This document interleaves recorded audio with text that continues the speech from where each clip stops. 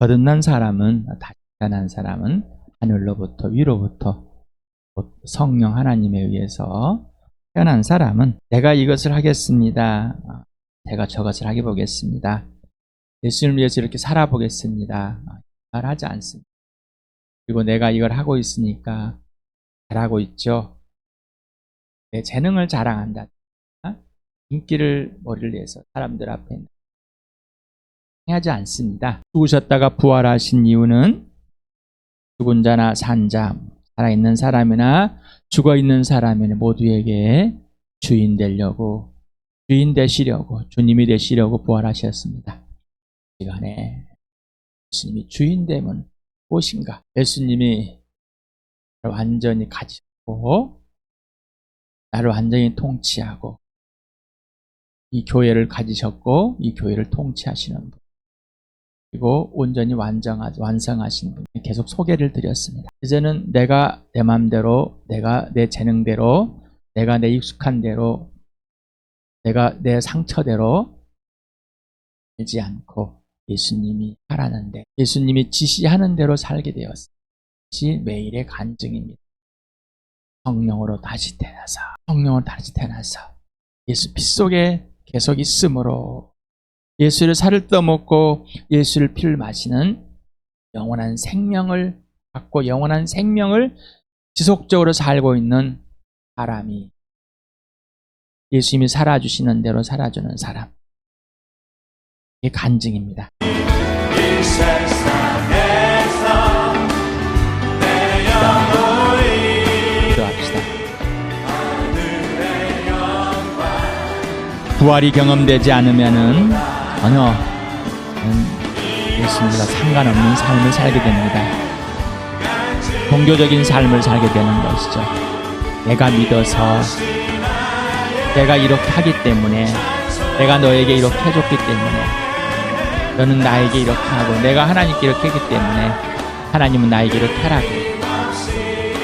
종교의 삶, 윤리와 도덕의 삶, 자기 재능의 삶, 자기가 상처받았다 우기는 삶, 원망의 삶, 불만과 불안과 시비와 시기와 질투의 삶, 관계와 질서가 모두 깨져버리는 삶, 창조주의 관계 질서를 알지도 못하는 삶, 그리고 예수 믿는다고 우기고 있습니다. 이 시간에 이 범죄함들이 다 들춰지고 일어납니다. 내가 범죄했습니다. 부부간의 남편과 아내의 관계와 질서를 회복했는데 거짓으로 살았습니다. 부모와 자녀 간에도, 형제 자매 간에도, 이 교회 지체들 간에도 마찬가지입니다. 내가 상처받았다고 우기면서 시간에 범죄함들을 들춰내고 부활이 실체가 되는 삶. 그래서 예수님의 죽으심이, 오늘 그 피가, 오늘 그 살이 실체가 되기로 합니다. 영생이 지속되는, 영생이 무엇인가, 영생을 누려주는 그 하나님의 아들 예수 그리스도를 누리기 바랍니다. 주 예수님만 무릎을 꿇고 내 주여, 예수님 원하시는 대로 해주십시오. 하십시오. 내 주여 뜻대로 하십시오. 이것이 나의 간증입니다. 성령과 피로서 거듭났습니다. 다시 태어나 감사드립니다. 정말로 제 자체입니다. 이런 나를 걸작으로 만드셨습니다. 부활의 증인으로 세웠습니다. 시간에 이 간증이, 부활의 증인이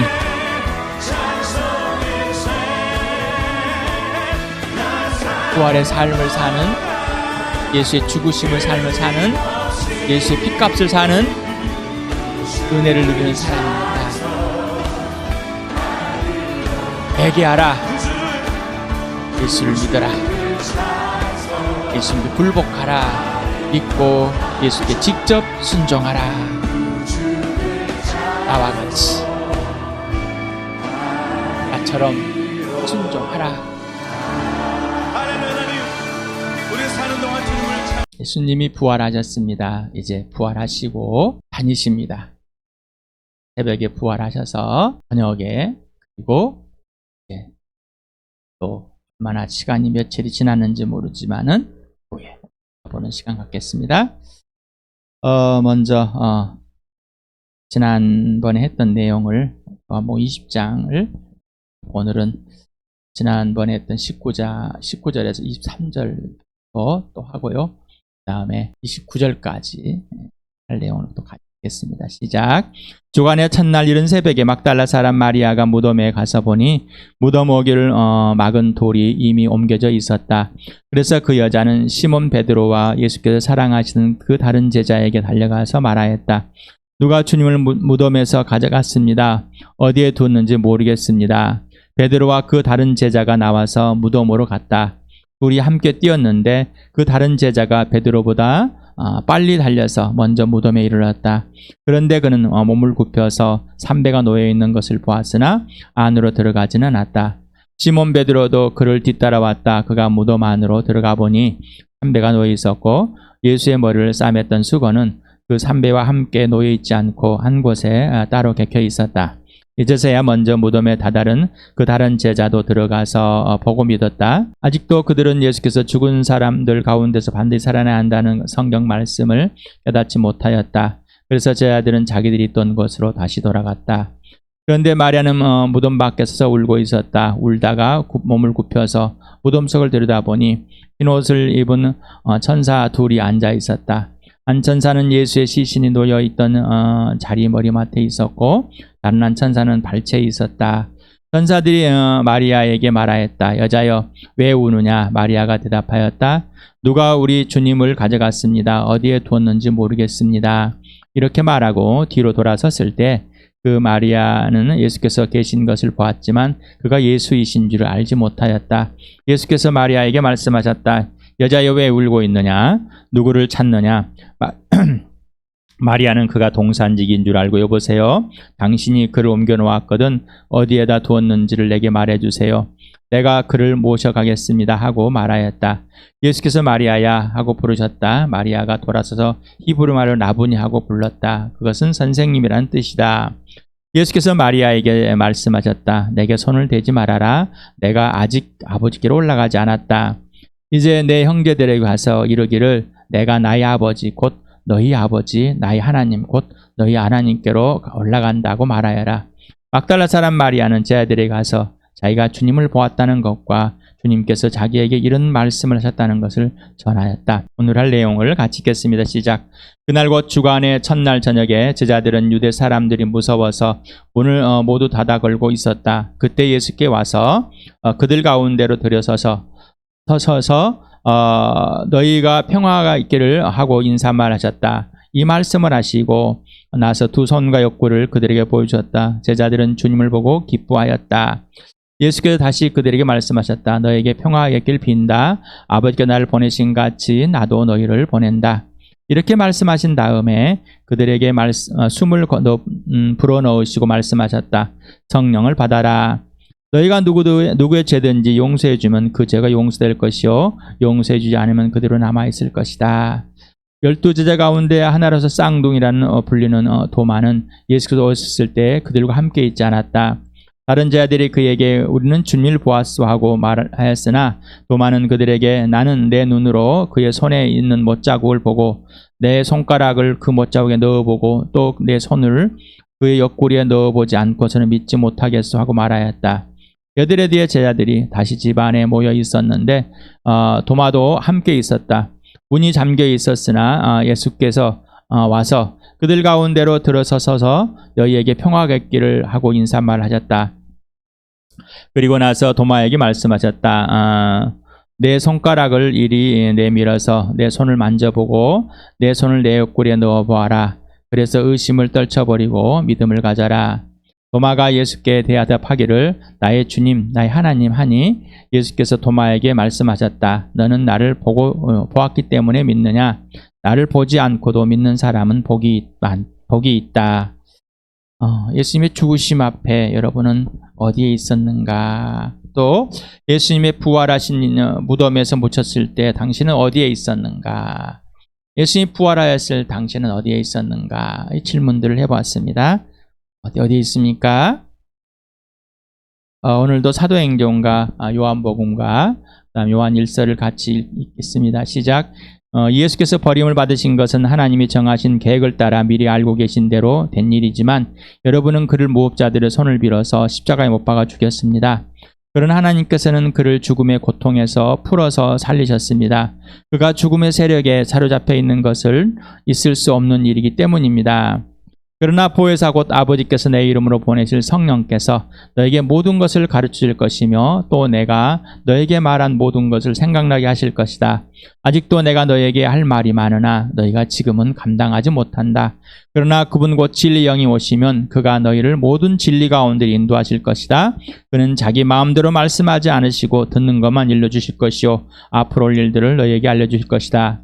여러분으로 말하자면 그가 기름 부어주신 것이 여러분 속에 머물러 있으니 여러분은 아무에게도 가르침을 받을 필요가 없습니다.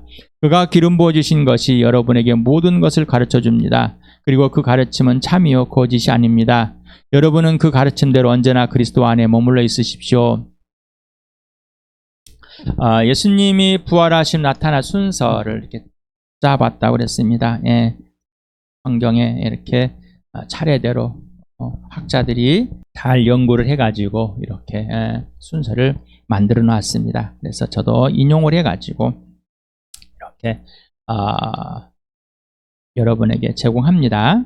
우리가 누가복음을 할 때 누가복음 지난 수요일에 24장을 인용하면서 엠마오로 베드로에게 먼저 나타났고 엠마오에 가는 투제자에게 예수님께서 눈을 뜨게 하여서 보게 하시는 영적인 눈을 환히 뜨게 하여서 보게 하시는 그런 두 제자에게 하는 말씀을 또 행위를 보였습니다.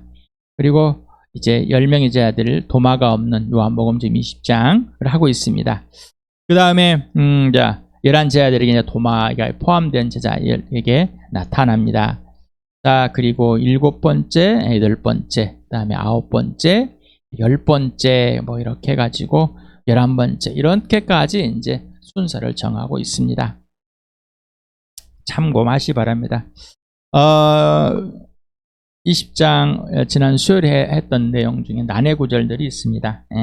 22절에 예수님께 숨을 불어넣으시고 말씀하셨다. 성령을 받아라.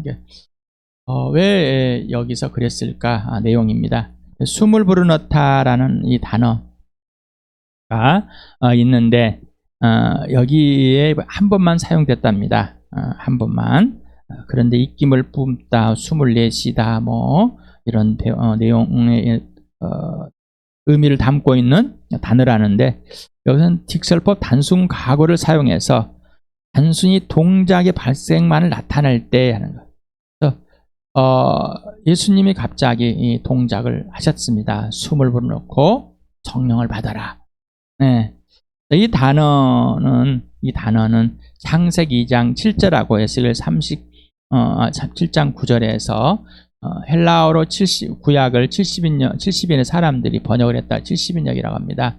이 번역할 때 여기에 사용됐다고 하면 여기서 단어를 해석으로 이 헬라어로 그래서 엠티사오라는 이 단어를 사용했다고 합니다.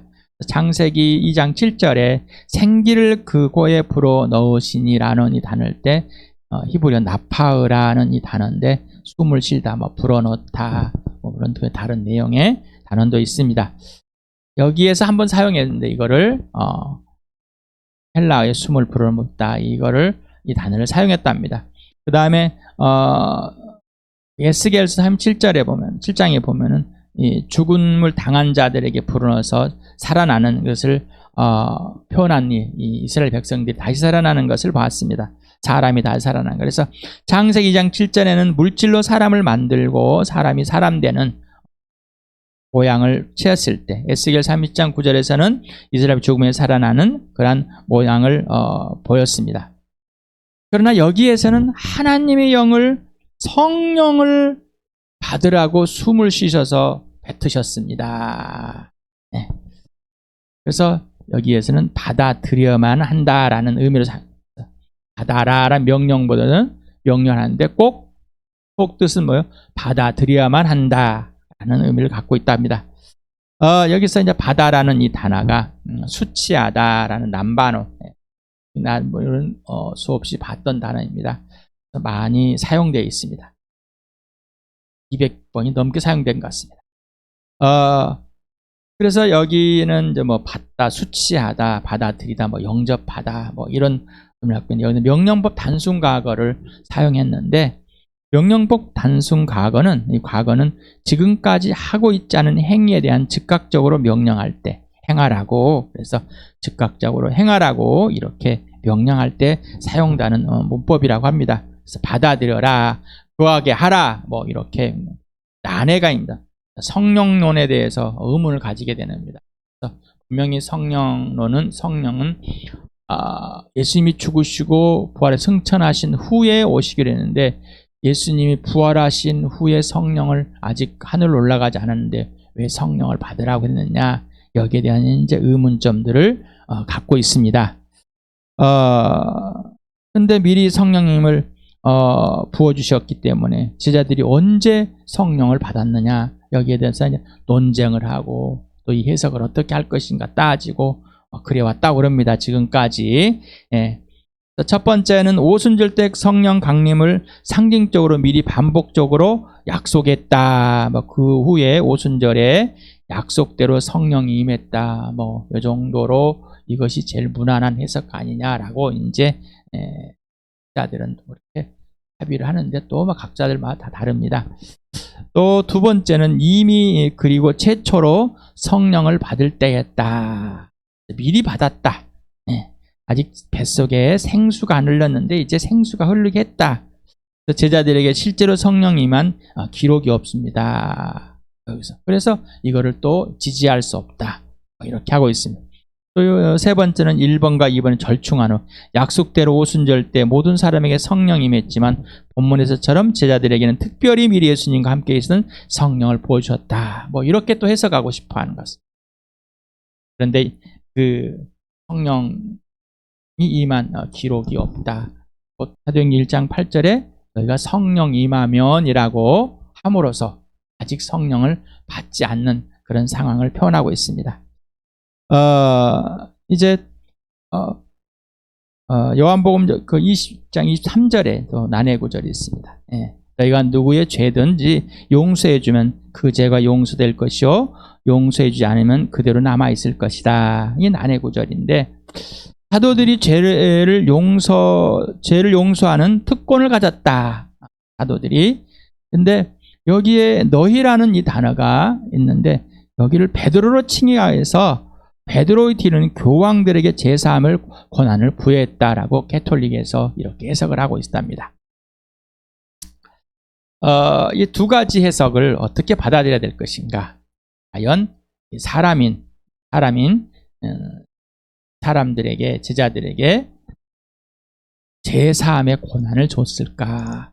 이들이 죄를 사하면은 죄가 용서가 되고 사하지 않으면 용서를 받지 못하는 이런 특권을 줬을까? 이런 의문을 던져보는 것이죠. 근데 이거를 이제 잘 보면 알 수가 있습니다. 19절에 유대 사람이 무서워가지고 문들을 꽁꽁꽁 잠고 숨어있는 제자들, 그리고 예수님을 따랐던 사람들. 제자들은 유대인들이 무서워서 문들을 잠그고 숨어 있었습니다. 앞으로 예수님과 같이 공회의 장로들과 대장들 앞에 끌려가고 매를 맞고 죽임을 당할 것입니다. 세상에서 예수님 때문에 예수님의 고난에 참여하며 핍박을 받고 환난을 당하며 죽음까지 당하게 될 것입니다. 라는 거죠.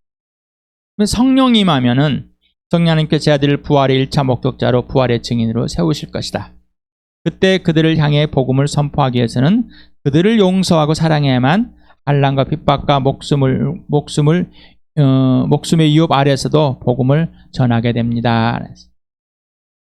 세상에 너희가 환난을 당하나 담대하라. 내게 평안을 줬다. 다투지 않는다는 것은 그냥 있는 게 아니라 그들에게 복음을 전하는 그들로 인해서 내가 피해를 받지라도 어떤 손해를 보지라도 목숨까지 잃을지라도 복음을 전하게 되는 겁니다. 그들에게 예수님을 소개할 수밖에 없습니다. 왜? 사랑하게 되고 용서하기 때문입니다. 그래서 따라서 이 구절은 19절의 유대인과 그리고 평화, 그 다음에 22절의 성령 관련되어 있다고 생각합니다. 그래서 또 특히나 누가 2장 14장 48절에도 너희는 이 일의 증인이다 라고 이렇게 말합니다. 그러므로 제자들에게 예수님의 권한인 제사함의 권한을 준 것이 아니라 또한 베드로에게 준 것이 아니라 복음을 듣는 대상을 용서함으로 예수님의 용서 곧 제사함의 실제가 되고 너희가 예수를 믿고 하나님께 돌아오게 되느니라 그랬습니다. 사도행전 1장 8절에 그러나 성령이 너에게 내리시면 너희는 능력을 받고 예루살렘 온 유대 사마리아에서 그리고 마침 땅까지 이르러 내 증인이 될 것이다 이렇게 표현했습니다. 그러니 어느 누구에게 제자들에게 제사함의 특권을 준 것이 아니라 그들을 용서함으로써 예수님의 용서함을 받은 내가 누구인지 어떤 죄를 용서받고 그 사함을 받고 왜 예수님이 죽으셔야만 되는지 그리고 죄들이 왜 용서를 받았는지 알게 되는 또 모든 사람의 죄의 용서를 받음을 제사함을 알게 하는 이 예수 그리스도를 전할 수밖에 없습니다. 전해야만 되는데 그들을 용서하지 않고 사랑하지 않는다면 복음을 전할 수 없습니다. 복음을 전하는데 용서하지 않고 사랑하지 않고 네가 예수를 믿어주면 내가 편하리라. 네가 예수를 믿어주면 내가 너에게 도움을 주겠다. 이런 잘못된 가치관, 순서 이건 죄인의 모습입니다. 하나님이 사랑하는 예수님이 사랑하는 너 예수님 나를 죽어주시고 부활하였습니다. 너를 위해서 죽어주고 부활하였습니다. 내가 먼저 용서함 받음을 알고 있습니다. 그리고 지금도 용서받고 있고 너도 용서함을 받음을 알아야 된 내가 너를 용서하고 사랑한다. 네가 나를 무슨 짓을 할지라도. 그래서 이 복음을 전하는 겁니다. 용서도 하지 않고 사랑하지도 않고 예수 믿게 달라고 기도하고 있습니다. 남편을, 아내를, 자식을, 부모를, 이웃을, 친구들을, 친지들을, 함께하는 사람들을 예수를 믿는 모든 사람에게 제사함에 용서하는 이 사랑이 실제가 되었습니다. 모든 신자에게 거듭난 자에게는 그 용서함을 받고 있는 그 실체, 영원한 생명, 인생의 문제가 해결될 때 예수님의 살을 떠먹고 피를 마시고 있는 영원한 생명과 사랑과 이 부활과 이 공의가 실현되어지는 삶. 그래서 복음을 전할 자들에게, 육신의 가족들에게, 이웃들에게, 친지들에게, 친구들에게 그 누구도 원수로 삼을 수 없고 미움을 가질 수 없습니다. 만약에 그걸 갖는다면은 자기가 얼마나만큼 큰 용서를 받고 있고 어떤 죄를 범했고 어떤 죄들을 범했는지 그이가 자체가 용서를 받을 수 없는 저주를 받고 심판을 받고 죽임을 당해야 할 것을 망각하고 사는 겁니다. 그래서 범죄함들을 인정하지 싶지 않습니다. 이 시간에 범죄함들이 그 죄 용서가 하나님과 원수가 예수를 믿지 않는 그 죄와 그리고 결과 죄들이 얼마나 무서운 것이었는지 이 시간에 성령을 통해서 예수 피 속에서 분명히 아시고 육신의 가족들에게 이웃들에게 친지들의 친구들에게 용서함을 누리며 이 복음을 전해야 됩니다. 기도만 하는 것이 아니라 예수 믿었습니다. 분명한 그러나 내가 복음을 알고 있지 못하는 부활을 죽으심을 실제로 누리지 못하고 있기 때문입니다. 시간에 부활과 십자가를 실제로 누려져서 진짜 이 안에 예수를 소개하는 그런데 뭐요? 용서, 죄사함, 사랑, 그리고 공의 진짜 영생과 생명을 누리는 그 복된 삶으로 직접 복음이 전해지고 진짜 그들을 사랑해서 진짜 우는 축복을 누리시길 바랍니다. 여기에는 이제 도마와 누가복음에서는 다 제자들이 의심을 가졌다고 그랬는데 여기서는 사도 요한은 그를 10명의 제자와 도마를 비교를 해놨습니다. 왜냐하면 왜 그랬을까? 도마를 비난하고 싶어서가 아니라 하나님의 관점에서, 예수님의 관점에서 이 도마를 얼마나 사랑하고 얼마나 변화된 삶으로 부활의 증인을 세웠는지를 보여주고 싶어서 있습니다. 의심 많은, 믿지 못하는 도마. 이 도마가 네 군데서 나오는데, 먼저는 제자로 한 명으로 선택했을 때 나오고요. 마가복음, 마태마가, 누가복음에 나옵니다. 그 다음에 요한복음 11장에 나사로가 죽었을 때, 이때 나오는 겁니다. 그래서 이때 예수께서 그들에게 밝히 말씀하셨다. 나사로가 죽었다. 내가 거기에 있지 않는 것이 너희를 위해서 도리어 잘된 일이므로 기쁘게 생각한다. 이 일로 말미암아 너희가 믿게 될 것이다. 그에게로 가자. 그럴 때 도마가 그러자. 디두머라고 하는 도마가 동료 제자들에게 우리도 그와 함께 죽으러 가자. 이렇게 받아들이는, 이해하지 못하는 도마. 그 다음에 14장에서 이제 예수님이 나 올라간다. 14장 5절에서 이렇게 말합니다. 너희는 마음에 근심하지 말아라. 하나님을 믿고 또 나를 믿어라. 내 아버지 집에 있을 곳이 많다. 그렇지 않다면 내가 너희가 있을 곳을 마련하러 간다고 너희에게 말했겠느냐. 나는 너희가 있을 곳을 마련하러 간다. 내가 가서 너희가 있을 곳을 마련하면 다시 와서 너희를 나에게로 데려다가 내가 있는 곳에 너희도 함께 있게 하겠다. 너희는 내가 어디로 가는지 그 길을 알고 있다. 그래서 근데 도마가 이렇게 말합니다. 도마가 예수께 말하였다. 주님, 우리는 주님께서 어디로 가시는지 모르겠는데 어떻게 그 길을 알겠습니까? 이렇게 또 대답합니다. 예수님께서 그렇게 말씀하셨다. 나는 길이요 진리요 생명이다. 나를 걷지 않고서는 아무도 아버지께로 갈 사람이 없다. 그리고 현재 이제 요한복음 20장에 지금 나오고 있고요. 24에서 29절에서 그리고 이제 사도행전에 나옵니다.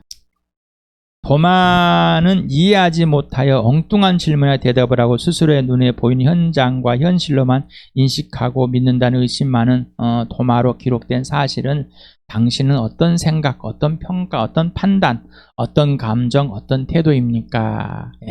솔직하게 지금까지 도마에 대해서 어떻게 생각했는지 한번 솔직하게 써보실 바랍니다. 하나님의 관점, 사람의 관점. 하나님께서는 도마를 하나님의 아들 예수 그리스도에게 최고의 선물로 줬습니다. 밤새도록 기도했는데 말이죠. 하나님의 관점에서 봤습니다.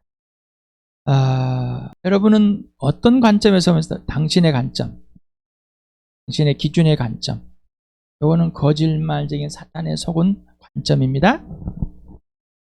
어둠에서 보는 겁니다. 자, 한번 생각을 해보시 바랍니다. 그러면 당신은 어떤 관점에서 봤는가라고. 그리고 회개하고 돌아올 대상, 남편이 있고 아내가 있고 자녀가 있고 부모가 있고 친구들이 있고 이웃들이 있고 육신의 가족들이 있을 것이고, 자, 형제자매들이 있을 겁니다. 자, 이들이 돌아와서 어떤 대상이 될까? 돌아오게 왜 기도할까? 어떻게 생각하십니까? 이들이 하나님께서 택하셔서 하나님의 아들 예수 그리스도께 최고의 선물로 줄 대상들인가? 벌써 말씀드렸습니다. 내가 하나님의 은혜를 입은 자인, 어떠한 죄인인데, 어떠한 범죄들을 했는데, 어떤 용서를 받고, 어떠한 기준으로, 어떠한 모양으로, 어떠한 존재의 가치로 나를 회복하셨는지를, 그리고 이 땅에서 얼마나 가치 있고 하나님 얼마나 가치 있는지를 아는 것. 내가 누구인지, 내가 왜 존재하는지, 얼마나 가치가 있는지, 내가 어디서 와서 어디로 가고 있는지가 분명하십니까? 자, 그럼 대상들이 도마가 대절 중에 부재한 이유를 사도 요한은 설명이 없습니다. 설명을 하지 않습니다. 하지만은 그 부재한 이 사도 도마를 향해서 사도 요한은 거침없이 도마의 모습을 표현해 놓습니다. 기록해 놨습니다. 그래서 12 제자 가운데 하나라고 분명하게 또 하고 또 사도로 칭하는 이 모습을 보게 됩니다. 그래서 사도 요한이 이 요한복음을 기록할 때 이미 사도 도마는 순교했다고 전설에 하면 인도에 가서 순교했다 이렇게 하고 있습니다. 사도 요한은 도마를 어떻게 평가할까? 그 당시에 볼 때 위대한 사도다라고 평가하고 있죠. 위대한 사도.